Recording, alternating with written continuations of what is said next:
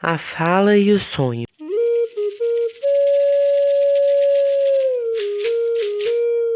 Quando a pessoa dorme, o corpo permanece deitado enquanto a imagem se desprende e se desloca para vivenciar as experiências que serão lembradas ao acordar. Mas se todo mundo sonha, como eles dizem, nem todo mundo lembra o que sonhou. E quando lembra, nem sempre sabe contar seu sonho. Contar o sonho é fundamental, pois a socialização do conteúdo onírico permite que, em caso de um mau presságio, o sonhador ou a pessoa afetada pelo sonho tome as devidas precauções durante a vigília. Independentemente do que um sonho venha a significar, esse sentido jamais é dado arbitrariamente ao bel prazer do sonhador. O sonho vem ao mundo pela linguagem. Ao ser contado, senão permaneceria como realidade virtual e, portanto, não poderia ser dar por completo. Entre os Yanomami, não há um momento dedicado exclusivamente à contação de sonhos, da mesma forma que não existe um momento para a contação de mitos. Aliás, os mitos são conhecidos fundamentalmente por terem sido sonhados. Os Yanomami costumam contar seus sonhos de forma espontânea, assim que despertam, ainda deitados na rede. Quem ouve são os parentes nas redes próximas, ao redor do mesmo fogo. Em geral, o cônjuge, os filhos, às vezes algum outro parente. Contam, sobretudo, os sonhos que causam algum estranhamento ou indicam um mau agouro. Mas também podem contar sonhos corriqueiros. Se o sonho representa alguma ameaça à pessoa, ela não sai de casa de jeito nenhum, para não dar chance ao infortúnio pressagiado, o que não raro acaba desencadeando discussões conjugais, já que as mulheres dizem que muitas vezes os homens alegam ter esse tipo de sonho como pretexto para não ir caçar. Para além dessa esfera do núcleo familiar, há os sonhos contados no centro da casa coletiva, que passam a ser do conhecimento de todos. O sonho tornado público pode se referir a alguma coisa que ponha em risco o bem-estar da comunidade, como um sonho no qual os inimigos são vistos nos arredores, ou se referir a qualquer outro tema que o sonhador ache relevante compartilhar. Esses sonhos contados no centro da casa acontecem no contexto dos Hereamu, discursos proferidos quase diariamente. Antes do amanhecer, tratam de assuntos diversos que vão desde questões referentes à casa, como a necessidade de cortar o mato ou trocar as folhas velhas do teto, até assuntos mais políticos, como a importância de manter relações de amizade com determinadas comunidades, etc. Os Hereamu são a ocasião em que os Pata-Tepe usam de sua habilidade oratória para expor o que seus pensamentos dizem e mobilizar a comunidade para a realização de alguma tarefa. Esse também é o momento em que circulam as notícias que chegam pelo sistema de radiofonia implementado em algumas regiões da terra Yanomami. E assim toda a comunidade fica a par dos acontecimentos relacionados às comunidades Yanomami próximas ou distantes. Tem notícias dos parentes internados na Casa de Saúde Indígena em Boa Vista. O sonho Yanomami, longe de se constituir como uma profecia irremediável, diz respeito a temas e circunstâncias que podem ser contornados, mas, para tanto, ele precisa ser socializado. Contar um sonho no centro da casa teria um efeito profilático, já que as pessoas orientariam suas condutas levando em conta o que o sonho pressagia. Se alguém sonha com os inimigos próximos da casa coletiva, as pessoas ficam alertas e não se afastam da casa nem andam desacompanhadas pela floresta. Não significa, contudo, que os sonhos determinem a vida das pessoas. Eles servem como orientações e são levados em consideração, sobretudo quando se refere a alguma ameaça nefasta. Os discursos proferidos no centro da casa no contexto do Hereamu são realizados em geral pelos Pata-Tepe, pessoas mais velhas, respeitadas e reconhecidas por certas qualidades, como coragem, generosidade e senso de humor, além do domínio pleno da palavra. Os Pata-TP não detêm um poder de coerção, pois não se trata aqui de uma classe com status diferenciado, como um conselho de anciãos ou similares. É da força de suas palavras que deriva seu poder de convencer. Os Pata-TP são, em sua maioria, homens, mas as mulheres também podem ocupar essa função e proferir seus discursos, sendo então chamadas individualmente de Patayoma. Em geral, são mulheres mais velhas, mas não raro uma mulher adulta expõe algum problema ou circunstância que deseja tornar público. Ainda que sejam minoria em relação aos homens que falam no centro, as mulheres Yanomami sempre falam.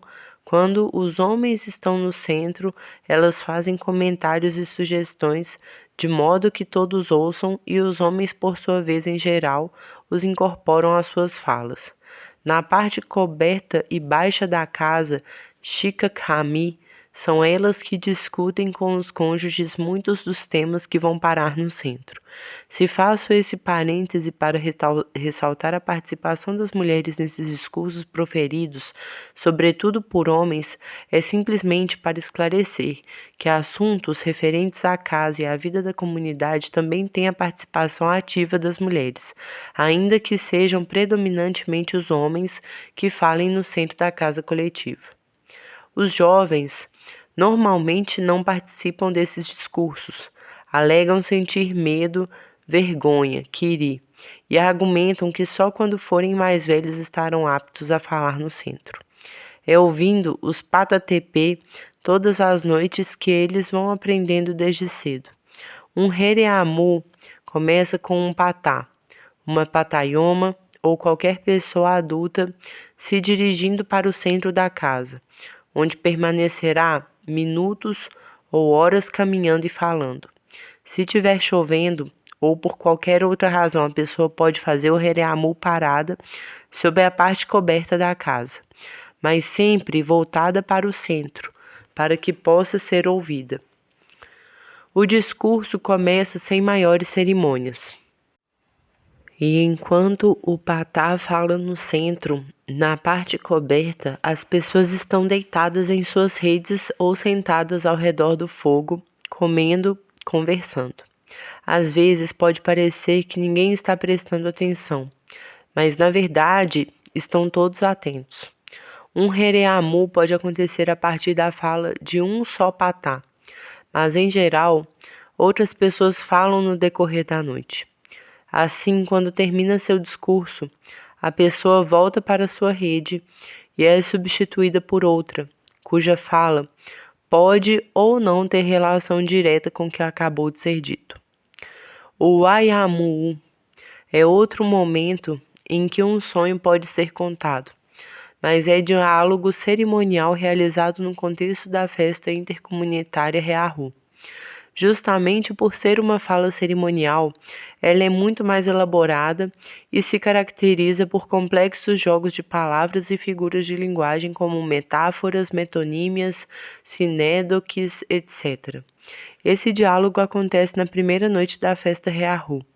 O anfitrião vai ao centro com um visitante e ambos se ancocoram e começam a se espalmar e repetir frases ritmadas. Um fala e o outro repete, acrescentando outras frases ao longo da noite. Esses pares de homens são sempre homens que se sucedem ao longo da noite, mantendo essa relação entre o anfitrião e um convidado. Ao contrário do Hereamu, em geral conduzido pelos mais velhos, os jovens podem participar do Waiamu. Costumam ser os primeiros a tomar parte nos diálogos com suas falas mais truncadas, mescladas pela falta de prática e a vergonha, mas é assim que aprendem. Aos poucos, com o passar da noite, vão sendo substituídos pelos Pata-TP, e os diálogos ganham outra cadência e densidade. Os velhos seguem noite adentro até a alvorada, mantendo sempre essa estrutura dialógica. Antes que o sol apareça, a última dupla se desfaz, e o dia então tem início. Tanto os discursos Sereamu cotidianos, como os diálogos cerimoniais Waiamu transcorrem à noite e terminam antes do amanhecer. Essa relação da noite com essas falas parece ser do mesmo tipo verificado entre a noite e o sonho, e por sua vez pressupõe uma outra, a da imagem em relação ao corpo. A noite é da imagem, o locus por onde passam os sentimentos, as volições e o conhecimento, para que algo possa chegar até o corpo e se manifestar por meio da consciência. Do Pei-Pirri, é preciso que antes tenha passado pelo Tupê. Os Pata-Tepê, e entre eles os xamãs, em especial, são aqueles que têm maior habilidade com a palavra.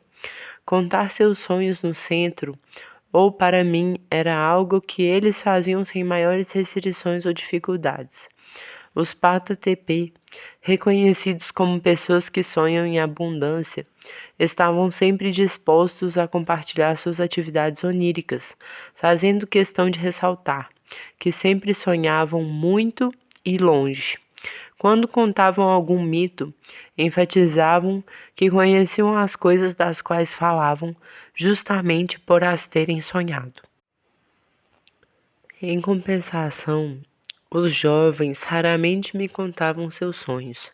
Diziam que não sonhavam ou que não lembravam do que haviam sonhado, no que eram prontamente desmentidos por suas mães, que revelavam que eles haviam falado enquanto dormiam. Falar dormindo é uma evidência clara de que a pessoa está sonhando.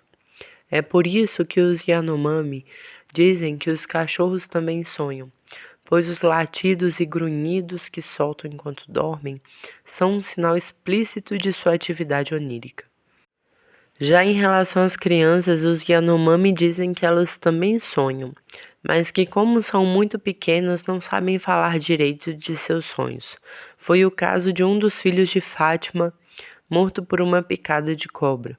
Ela me explicou que ele com certeza havia sonhado com um animal peçonhento, mas que por ser muito pequeno não soubera falar do próprio sonho. Quando uma pessoa sabe se expressar bem e possui o pleno domínio da fala, disse que é Aka Moyami. Em Yanomami, Aka Haiwai se refere, entre outras coisas, a ser capaz de falar a língua Yanomami, participar devidamente dos diálogos cerimoniais, participar ativamente dos intercâmbios comerciais, etc. A Kataai também possui significados semelhantes como falar com desenvoltura, ser hospitaleiro, participar das dádivas e dos intercâmbios, e, quando se refere a uma criança, significa que ela já é capaz de se comunicar. Nota-se claramente uma relação entre fala, generosidade e reciprocidade, características de um pata. Saber falar é importante porque possibilita uma comunicação adequada. Ser um bom anfitrião e receber bem os convidados para uma festa reahu também é fundamental. Da mesma forma, saber participar dos intercâmbios é vital para manter as relações entre as comunidades aliadas e a boa convivialidade entre os corresidentes.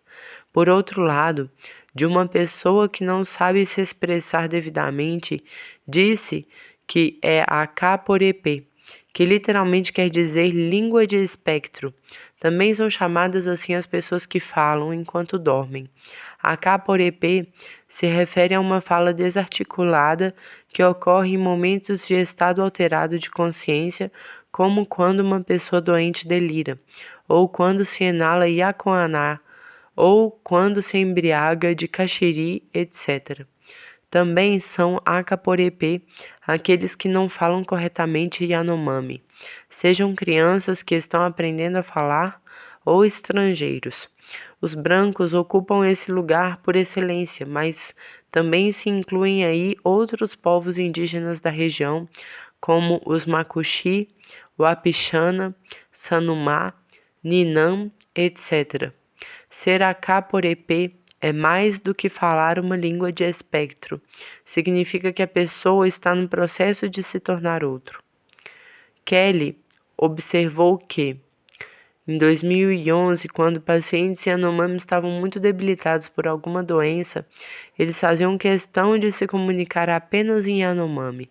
Estando num estado vulnerável entre a vida e a morte, falar uma língua que não era a sua poderia desencadear uma transformação em outro. Lembremos que, no perspectivismo ameríndio, comunicar-se com seres que não aparentemente são da sua espécie tem sentido de abrir a porta da alteridade para sua própria transformação em outro. A expressão Akaporepê também pode aludir a estados de liminaridade. Tomo aqui a análise que Albert, em 1985, faz em sua tese, quando descreve o ritual de reclusão do homicida Unokaimu, uma versão simétrica masculina do ritual de reclusão destinado às meninas no contexto da primeira menstruação, Ipimu. A menina, nessa circunstância, deve seguir uma série de prescrições, abstendo-se, entre outras coisas, de se alimentar diretamente com as mãos, tomar banho, comer determinados alimentos, etc. Ela é mantida em abrigo construído com folhas de palmeira, localizado na parte baixa da casa, Shikahama. Sua mãe lhe passa uma cuia com um escasso alimento que pode comer. A fala também é interditada. Da mesma forma, o homem que se submete ao ritual Unokaimu deve realizar uma série de prescrições. Durante o tempo em que está em reclusão, também deve se abster ao máximo de dirigir a palavra a quem quer que seja. A interdição da fala nesses dois casos parece estar diretamente relacionada ao estado de liminaridade em que se encontram. Se falassem, poderiam se transformar em outros. Também no processo de iniciação, o jovem xamã, além de seguir prescrições, jejuns e abstinências, deverá ficar em silêncio, não podendo dirigir a palavra a nenhuma outra pessoa, repetindo apenas aquilo que os xamãs que o iniciam lhe indicam. Por estar sob efeito da ayahuasca, o aprendiz pronuncia palavras de forma desarticulada e é considerado akaporepê. Da mesma forma, mas em sentido oposto, quando os Yanomami do Piauí tomavam caxiri, eles faziam questão de se comunicar comigo em português, mesmo os que nunca haviam ido à cidade e diziam não saber falar a língua dos Napepê. Essa necessidade de falar outra língua no estado de embriaguez, além de estar relacionada à perda da inibição e aventura de se comunicar em outra língua que não a sua, talvez esteja também associada à percepção, por experiência própria, de que essa consciência alterada que possibilita a transformação em outro é apenas temporária e, portanto, reversível, não havendo o risco de consumar o processo de metamorfose. Na mitologia Yanomami, Porê é dono das bananas e as nega para o herói mítico Oronami, agindo de maneira mesquinha. Não articula bem as palavras e por isso não se comunica bem. Porê carrega em si o oposto do ideal da pessoa Yanomami. Ele é Shiimi, avarento, e o é duplamente. Não domina as regras básicas de comunicação. Nega a palavra e não compartilha a banana. Nega o alimento. Nesse contexto, a troca é impossível e o convívio em sociedade também. Porê vive sozinho na floresta. Também se diz que uma pessoa é akaporepê quando ela não é capaz de participar dos diálogos cerimoniais Waiamu ou quando dá objeto sem receber nada em troca. O saber falar está estreitamente relacionado à generosidade, o que não significa dar coisas sem pedir nada em troca. Dar sem receber ou receber sem retribuir é inconcebível. Isso vale para um bem mate-ripê, uma caça, uma ofensa, um morto. Sem troca, não há comunicação possível e relação alguma pode existir. A maior parte dos sonhos a que tive acesso foram desses homens generosos, os Pata-Tepê, que, no caso do Piauí, eram quase todos xamãs, mas também ouvi os sonhos de alguns Pataioma, de homens e mulheres adultos e, com menos frequência, dos jovens.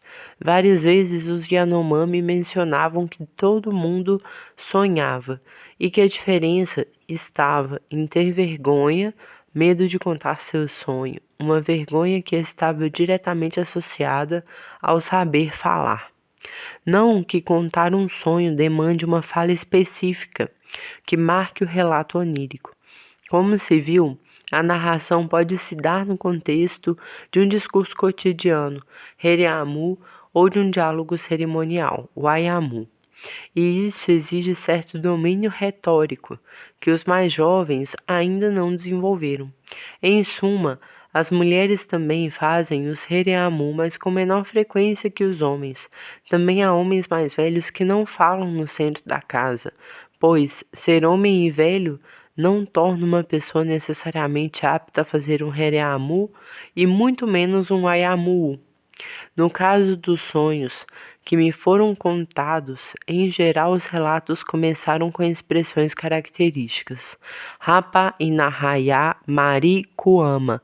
Aconteceu em sonho. Eu estava no sonho. Ihi Ya Mari Kupeni. Assim eu sonhei. Kihami Ya Mariyama. Lá, remetendo à distância, eu sonhei. Em geral, empregam um verbo no passado. Os relatos costumam ser concluídos seguindo o mesmo modelo do discurso Heriamu, com referências explícitas ao fim de suas palavras. Inahayakuama Kutaoma e Nahayamari Kurayoma. Assim eu estava, acabou. Assim eu sonhei. Inahate Akutama. Assim minha palavra termina. Para além dessas expressões e dos verbos que vão precedidos pelas palavras Mari, Kurama e Tapimu, que sinalizam, entre outras coisas, algo sonhado, não há na língua Yanomami uma forma gramatical própria para narrar um sonho, como acontece com outros povos ameríndios como os Caguavi, e tem um marcador de discurso usado unicamente para o relato de sonhos.